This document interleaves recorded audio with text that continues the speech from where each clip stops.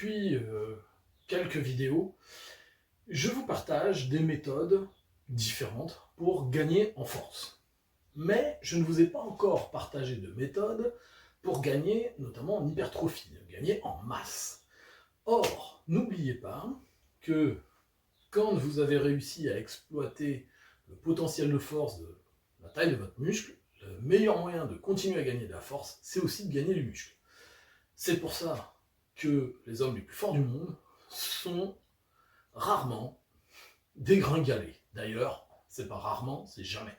Vous les prenez tous, les World Strongest Man, vous prenez les meilleurs powerlifters, les plus grosses charges sont levées dans les poids lourds, même si certains font des scores phénoménaux. On va prendre l'exemple, restons chauvin, de The Palache, c'est un poids léger quand même. Et il est extrêmement fort, mais dans l'absolu, il est moins fort que les gens qui sont dans le même sport que lui et qui font 120, 130, 140 kg. Voilà. Alors aujourd'hui, je vais vous partager une méthode, ou un protocole pour être exact, qui est extraordinaire pour prendre de la masse musculaire et également améliorer votre conditionnement, votre condition physique. Parce que ça va vous habituer, en plus de faire travailler vos muscles et de développer vos muscles, ça va aussi habituer votre corps à améliorer ses capacités de récupération. C'est également un protocole qui permet de faire affluer énormément de sang dans la zone que vous travaillez et donc de contribuer à une meilleure santé de vos tendons. Enfin, c'est une méthode qui, mentalement, va vous apprendre ce que c'est que d'être extrêmement solide psychologiquement. Cette méthode, c'est la méthode Death By. Alors c'est une méthode qui au départ a été plutôt utilisée dans certaines disciplines, telles que le CrossFit par exemple. D'accord ? Mais elle peut être utilisée en bodybuilding, elle peut être utilisée en conditionnement physique, en préparation physique, je veux dire, pour n'importe quel sport. Enfin, pas n'importe quel sport, parce que elle entraîne quand même une prise de masse. L'avantage de cette technique, c'est que vous n'avez pas besoin de vous échauffer avant, vous allez vous échauffer en la pratiquant. L'avantage de cette technique, c'est qu'en règle générale, vous n'allez pas durer très longtemps et elle peut se suffire à elle seule en tant que séance. D'accord ? Si vous faites un split, un muscle par jour, par exemple, eh bien vous pouvez vous contenter de ça si c'est un jour où vous n'avez pas trop de temps. D'accord ? Alors bien évidemment, vous pouvez aussi la faire en ayant fait une séance complète avant. Préférez quand même faire votre séance avant et garder ça comme technique de finisher. D'accord ? Alors, c'est très simple. Il vous faut une barre ou une machine. Si vous avez accès à des machines, c'est quand même plus sécuritaire parce que au fur et à mesure que le temps va passer, votre technique va se dégrader. Mais si vous travaillez en home gym comme moi, et que vous n'avez qu'une barre, c'est très bien aussi. Faites juste attention à ne pas trop dégrader la technique. Donc c'est pas forcément quelque chose que je conseillerais à un débutant, d'accord ?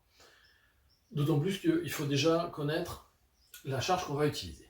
Alors en matière de charge, vous utilisez environ votre 15 RM, entre 12 et 15 on va dire. Et vous prenez entre 50 et 60, 70% pour certaines personnes, de votre maximum si vous ne connaissez pas vos RM. Voilà. Le principe est simple. Vous lancez un chronomètre, mais pas trop fort, parce qu'en général, il ne revient pas. Ouais, bon, je sais, j'aime bien déconner de temps en temps. Donc, vous prenez un chronomètre, vous le déclenchez. Première minute, il faut boucler une répétition.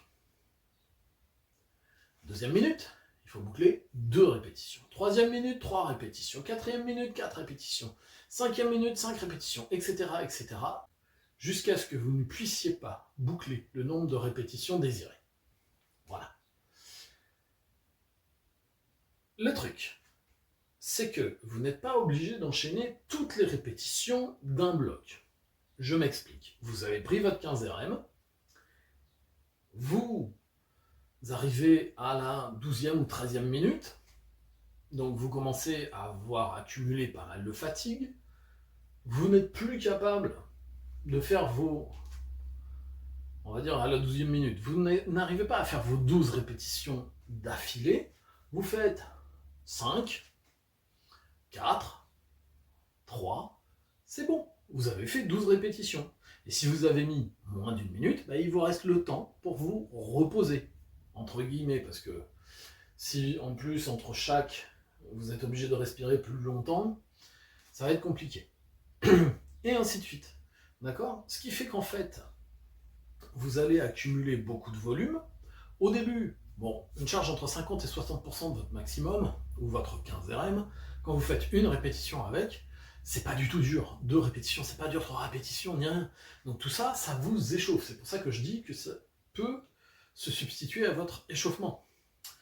Donc si vous n'avez pas trop de temps, vous faites juste ça. Vous prenez un mouvement polyarticulaire, et boum, vous envoyez là-dessus.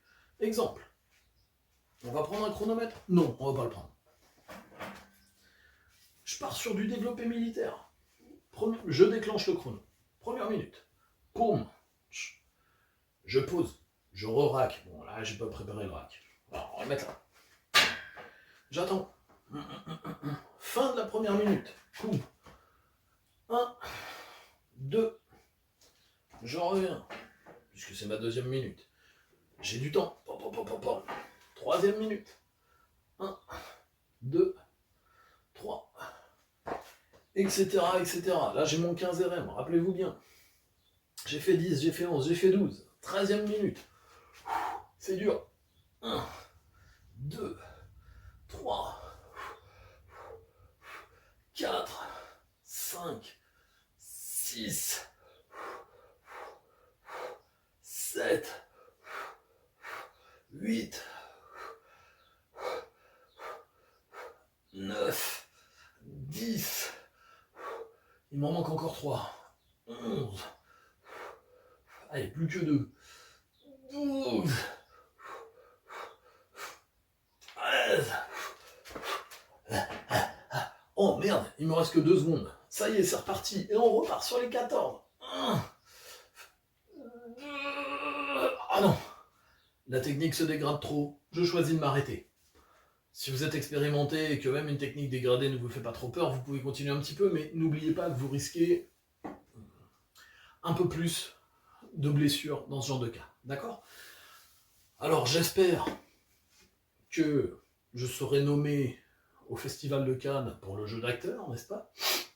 Mais en attendant, voilà, cette technique-là vous permet de gagner du temps, puisque vu que vous prenez votre 15 RM, vous allez très difficilement, il y a très peu de chances, au début tout au moins, que vous atteigniez 15 minutes. Donc 15 minutes, une séance de 15 minutes, vous voyez, ça peut être vite fait. Si vous atteignez les 15 minutes et que vous les dépassez, c'est-à-dire vous allez à 16, 17, augmentez la charge à la séance suivante. Et comme ça, vous repartez un petit peu en dessous. Bref, ça c'est une technique que j'aime bien, mais il ne faut pas la faire trop, parce que